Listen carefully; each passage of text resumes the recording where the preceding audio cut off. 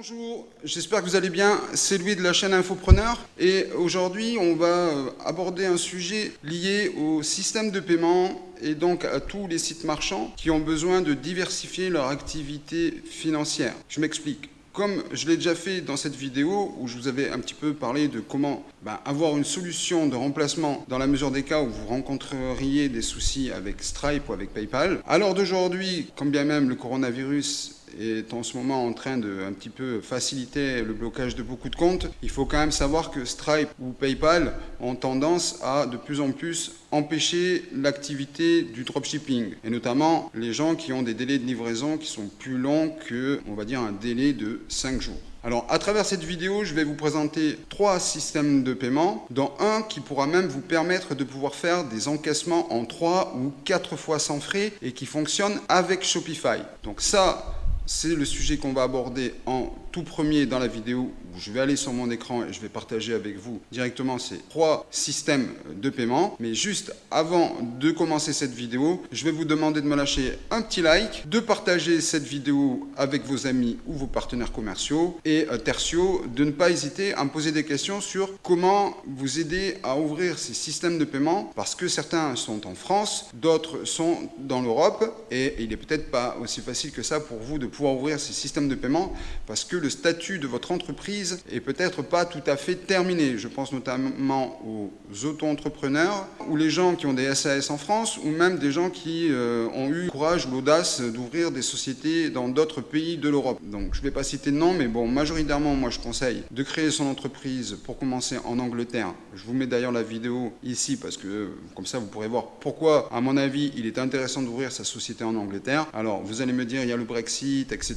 Comment ça va se passer après la fin du mois de décembre 2020, puisque jusqu'à fin de l'année, le Royaume-Uni va rester plus ou moins affilié à la législation et la réglementation européenne, mais les changements à partir de 2021 se feront surtout en termes de TVA. Puisqu'à l'heure d'aujourd'hui, vous avez avec l'Angleterre une TVA intracommunautaire et à partir de début 2021, vous aurez ce qu'on appelle une TVA et un numéro EORI qui est un numéro qui vous permet d'être indexé comme importateur. Voilà, en termes de Brexit, après, si vous n'êtes pas résident en Angleterre et que vous ne travaillez pas en Angleterre, a priori, vous n'êtes pas vraiment concerné puisque les ressortissants européens devront vraisemblablement faire des demandes de worker permit, c'est-à-dire des demandes de permis de travailler.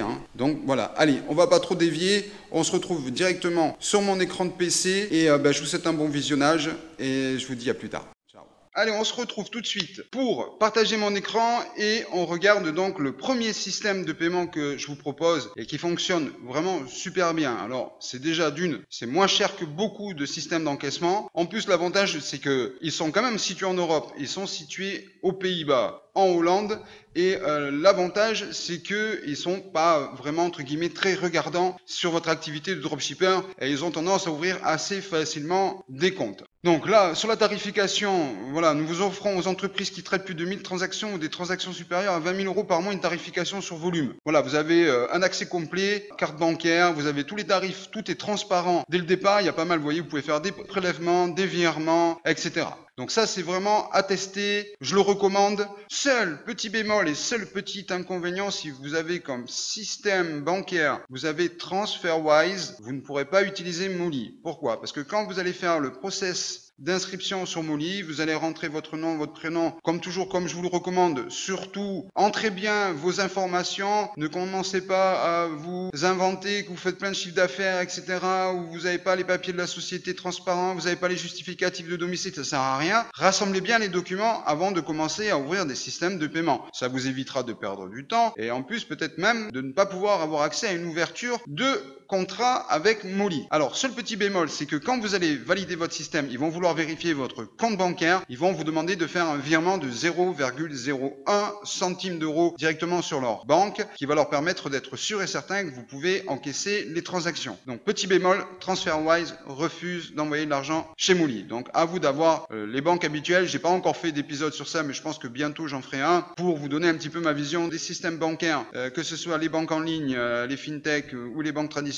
Bon, là pour aujourd'hui, on va pas faire de jaloux. Vous pouvez y aller avec N26 N26, vous pouvez y aller avec Business Revolut, vous pouvez y aller avec Conto, etc. Si vous n'avez pas ces systèmes de bancaires, bon, voyez ce que vous pouvez faire. Et puis bien sûr, vous pourrez aussi le faire si vous avez une banque traditionnelle, hein, du type Société Générale, Crédit Agricole, Crédit Lyonnais, etc.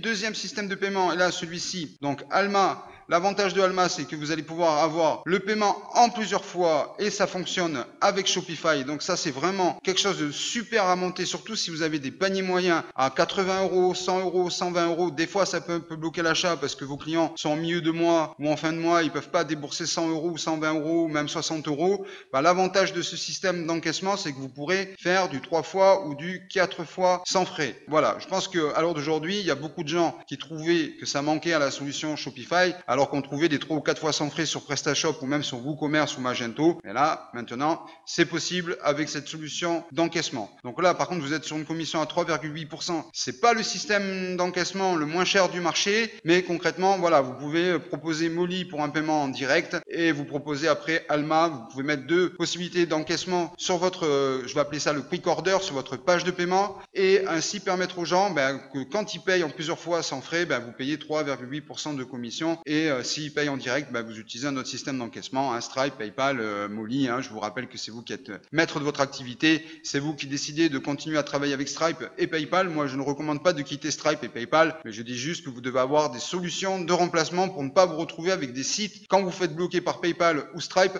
avec des sites qui n'ont pas de système d'encaissement, parce que, excusez-moi, mais ça ne fait pas sérieux. Et vos clients qui ont commandé ou les nouveaux clients qui veulent commander, de suite, ils risquent d'avoir un petit souci à se dire, est-ce que ce site est un vrai bon site ou est-ce que c'est une arnaque? Et enfin, troisième dernier système de paiement, système d'encaissement made in France, PayPlug. Alors l'avantage pareil, c'est que maintenant ils permettent de pouvoir encaisser sur PrestaShop, WooCommerce, Magento, WeezyShop, Shopify, etc.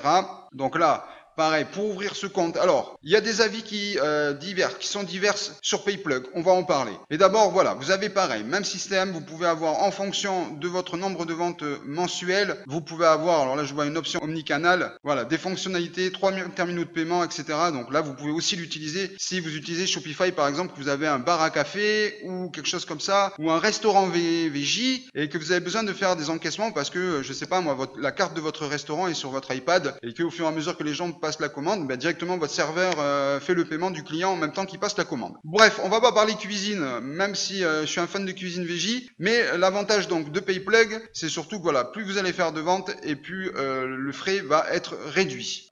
Seul petit bémol sur ce système, c'est que d'une, vous ne devez pas être interdit bancaire en France, parce qu'ils vont, comme c'est un système de paiement qui est associé à une banque traditionnelle, ils vont aller voir votre dossier à la Banque de France. Donc je vous le déconseille, si vous êtes un petit peu, voilà, de temps en temps, vous avez des petits soucis avec la Banque de France, ça arrive à tout le monde, il n'y a pas de souci, mais évitez parce que sinon ils ne vous prendront pas comme client, donc ne perdez pas de temps si vous ne pouvez pas avoir accès avec eux, sinon vous les contactez soit par email, soit par téléphone, et vous voyez avec eux s'il est possible d'avoir un compte. Deuxième petit bémol, qui pour moi, à mon avis, sur le classement des 3 systèmes de paiement que je vous ai donné, je le place en dernier, c'est que PayPlug a le blocage facile. C'est-à-dire qu'au début, vous arrivez, vous commencez à rentrer des commandes, et puis au bout d'un moment, boum, vous avez un blocage, vous avez le directeur financier qui vous appelle, et finalement, votre argent va rester bloqué, ou ils vont vous demander de laisser un fonds de roulement, etc., un petit peu comme fait PayPal en général. Alors, je vais pas les déconseiller parce que voilà, c'est vous encore qui êtes maître de vos choix professionnels, mais je préfère vous prévenir que si vous faites du dropshipping avec des délais de livraison qui dépassent 5 jours, 7 jours, 10 jours, vous risquez de temps en temps d'avoir des petites complications avec PayPlug. Voilà. Sur ce, cette vidéo est terminée. J'en profite pour vous mettre le lien vers la vidéo pour les livraisons en 5 jours depuis Hong Kong et la Chine. Peut-être ça pourrait vous aider. Je rappelle que pour pouvoir utiliser ce système d'expédition, il faut quand même avoir un petit peu de stock. Donc si vous vous lancez en dropshipping, c'est pas vraiment la solution idéale puisque je pense que vous suivez toutes les méthodes, les formations en ligne et on vous invite à utiliser des systèmes comme Oberlo, etc. De ne pas gérer de stock. Donc faites votre système d'e-commerce à votre façon, progressez à votre manière. Mais pour ceux qui sont déjà un petit peu en place et qui connaissent un petit peu le nombre de colis qu'ils peuvent faire à la semaine et qui peuvent faire un petit peu de stock, voilà, on a une solution pour faire du 5 jours. Donc si vous devez utiliser PayPlug, être entre guillemets dans les clous. En tout cas, je pense à vous bien fort et je vous dis à demain pour la prochaine vidéo ou à très très vite. Ciao, ciao.